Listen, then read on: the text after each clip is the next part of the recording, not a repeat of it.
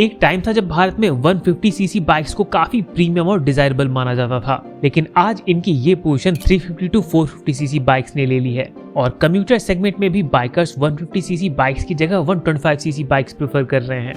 Hello Riders, ये है the root rider show और आज की इस वीडियो में हम डिस्कस करने वाले हैं 150 सीसी बाइक्स के डाउनफॉल और भारतीय मोटरसाइकिल मार्केट में सेट हो रहे एक न्यू ट्रेंड के बारे में। So let's begin.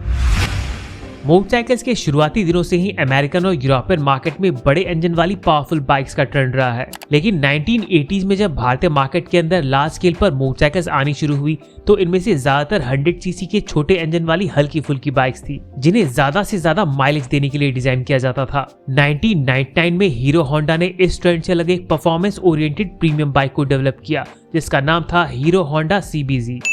156 CC engine, 12.8 bhp power और 5 स्पीड गियरबॉक्स के साथ CBZ एक प्रीमियम बाइक थी जो स्पीड पसंद करने वाले यंगस्टर्स को टारगेट करती थी। अपनी प्रीमियमनेस और पावरफुल परफॉर्मेंस की वजह से CBZ मार्केट में सक्सेसफुल रही। आज के स्टैंडर्ड्स के अकॉर्डिंग 12.8 bhp पावर आपको काफी कम लग रही होगी, लेकिन उस टाइम की दूसरी बाइक्स के कंपैरिजन में CBZ की ये पावर काफी इंप्रेसिव थी। CBZ के बाद बजाज ने भी पहली बार स्कूटर से अलग मोटरसाइकिल्स की मैन्युफैक्चरिंग स्टार्ट की। कावासाकी के साथ कोलैबोरेशन में एक दो 100 सीसी मोटरसाइकिल्स बनाने के बाद 2001 में बजाज ने 150 सीसी इंजन वाली पल्सर को लॉन्च किया, जो अगले एक दो सालों में ही पूरे भारत के अंदर काफी ज्यादा पॉपुलर हो गई। पल्सर 150 की सक्सेस से एनकरेज होकर बजाज ने 200 और 220 सीसी पल्सर्स को भी लॉन्च किया, जो बाइकर्स को काफी पसंद आई, बट नंबर ऑफ सेल्स के मामले में year on year Pulsar 150 he top पर रही। इसके बाद 150 सीसी की टीवीएस अपाचे, यामाहा R5 और FZ ने भी बाइकर्स को अफोर्डेबल प्राइस के अंदर इंप्रेसिव स्टाइलिंग और पावरफुल परफॉर्मेंस ऑफर की। Yes, you heard it right, 2005 में लॉन्च हुई पहली टीवीएस अपाचे में 150 सीसी का इंजन था। आगे चलकर टीवीएस ने इसे इंक्रीज करके 160 सीसी किया। ज्यादा कॉम्प्लेक्स ना होने की वजह से इन 150 सीसी बाइक्स को मेंटेन करना सस्ता था और 100 सीसी कम्यूटर बाइक्स के कंपैरिजन में प्रीमियम डिजाइन की वजह से इन्हें ओन करने का एक्सपीरियंस भी काफी स्पेशल होता था। थोड़े ज्यादा पैसे खर्च करने की कैपेसिटी रखने वाले यंगस्टर्स R5 और CBR 150 खरीदते थे और most of the middle class youngsters की first choice Bajaj Pulsar 150, Yamaha FZ और टीवीएस अपाचे जैसी बाइक्स होती थी। अर्ली 2000 से लेकर 2015 तक भारतीय मार्केट में 150 सीसी बाइक्स काफी पॉपुलर रही। इस सेगमेंट की पॉपुलैरिटी इतनी ज्यादा थी कि इटली की फेमस मोटरसाइकिल कंपनी एप्रिलिया ने भी अपने वर्ल्ड फेमस RS सीरीज के 150 सीसी वर्जन को भारत में लॉन्च करने की पूरी प्लानिंग कर ली थी, बट एंड में उन्होंने अपना ये प्लान कैंसिल कर दिया क्योंकि ऑलमोस्ट 15 सालों की सीरियस रिलेशनशिप के बाद भारतीय बाइकर्स 150 सीसी सेगमेंट से अपग्रेड करने का मूड बना चुके थे।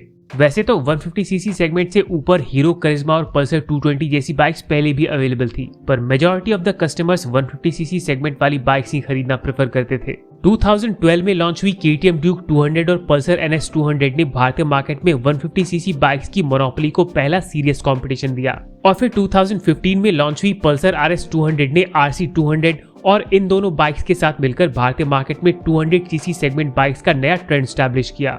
150 सीसी बाइक्स के कंपैरिजन में ये 200 सीसी बाइक ज्यादा पावरफुल और फीचर रिच थी क्योंकि इन्हें यंग राइडर्स को अट्रैक्ट करने के लिए ही डिजाइन किया जाता था। 2021 तक भारतीय मोटरसाइकिल मार्केट में 200 सीसी बाइक्स ने अच्छा खासा मार्केट कैप्चर कर लिया। इसके साथ ही 250 और 300 सीसी बाइक्स भी मार्केट में अवेलेबल थी, पर मास ऑडियंस का फोकस 150 और 200 सीसी बाइक्स पर ही था। लेकिन 2021 के एंड में टीवीएस की रेडर 125 ने सारा गेम ही पलट कर रख दिया।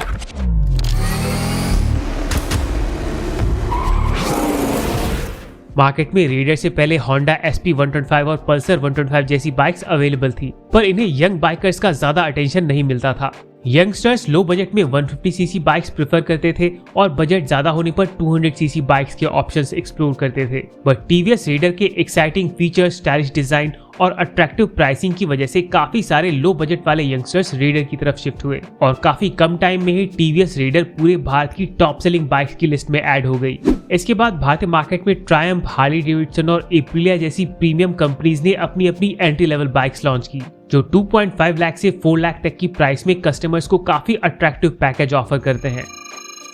टीवीएस रेडर की सक्सेस के बाद हीरो और बजाज ने भी अपनी अपनी same segment 125 CC bikes launch की, जिससे टाइट बजट वाले यंगस्टर्स को 150 सीसी सेगमेंट बाइक से कम प्राइस पर ही सारे बेनिफिट्स अवेलेबल हो गए। इन सब का सबसे serious impact 150 CC segment bikes पर पड़ा। कम बजट वाले बायर्स 125 सीसी सेगमेंट पर शिफ्ट हो गए और ज्यादा बजट वाले 200 एंड अबव इंजन कैपेसिटी वाले सेगमेंट पर। स्टिल मार्केट में Pulsar 150, hero extreme 160R, TVS Apache 160, Yamaha FZ और यामाहा R5 जैसी 150-160 सीसी सेगमेंट बाइक्स अवेलेबल हैं, बट इनकी सेल्स अब पहले जैसी नहीं रही, एक्सेप्ट यामाहा R5, क्योंकि भारतीय मार्केट में इस बाइक का अपना एक अलग ही स्वैग है।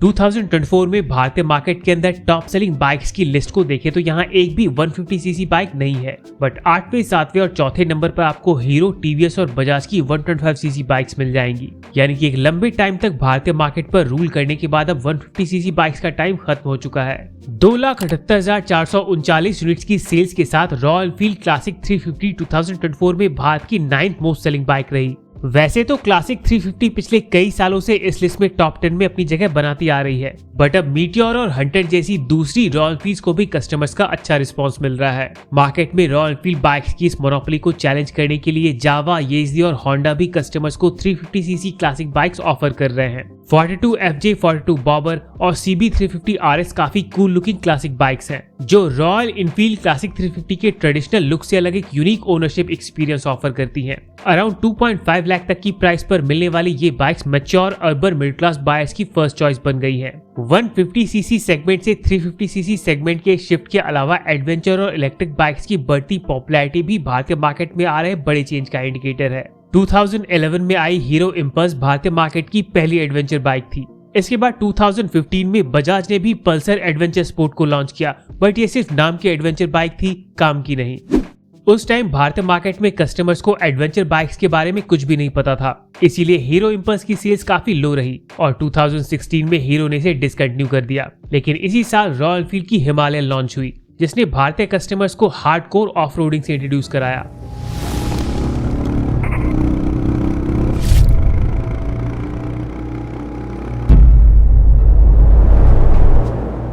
इसके बाद 2019 में हीरो ने एक्सपल्स 200 के साथ एक बार फिर से एडवेंचर सेगमेंट में एंट्री ली और फिर इसी साल KTM ने भी अपनी most affordable adventure bike 390 adventure को लॉन्च किया।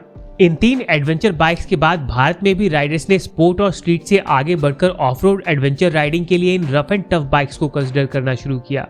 आज भारत के अंदर अफोर्डेबल सेगमेंट में डिफरेंट मैन्युफैक्चरर्स की काफी सारी एडवेंचर बाइक्स अवेलेबल हैं। आइकमा 2024 में शोकेस हुई नेक्स्ट जनरेशन KTM 390 एडवेंचर 2025 की मोस्ट अवेटेड बाइक्स में से एक है और अब BMW ने भी ऑल न्यू F450 GS के साथ इस सेगमेंट में एंटर करने का प्लान बना लिया है।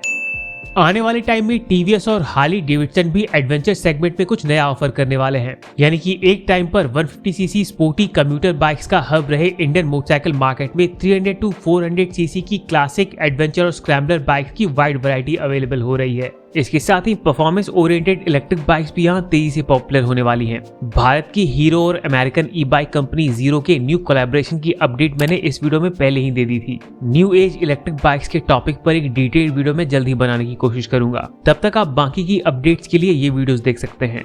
इस वीडियो में मैंने बाइकर्स के लिए कुछ एसेंशियल प्रोडक्ट्स भी टैग किए हैं, तो एक बार इन्हें जरूर चेक करें। And please subscribe Blue Trider for more automotive content. Ride safe to ride again. See you in the next one.